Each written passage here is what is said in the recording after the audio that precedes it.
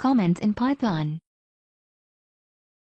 Comments are descriptions that help programmers to understand the main purpose and functionality of program. They are generally ignored by compiler. There are two types of comments in Python: single-line comments and multiple-line comments. Single-line comments usually start with #. Multiple-line comments start with 3 double quotes and end with 3 double quotes.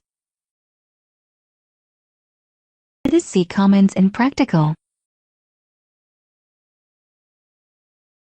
Open Jupyter Notebook and create a new file.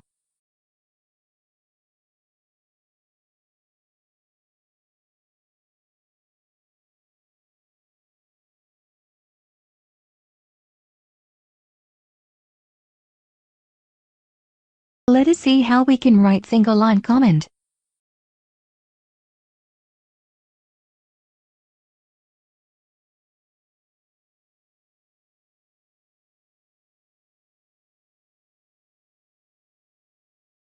Let us see how we can write multi-line comment.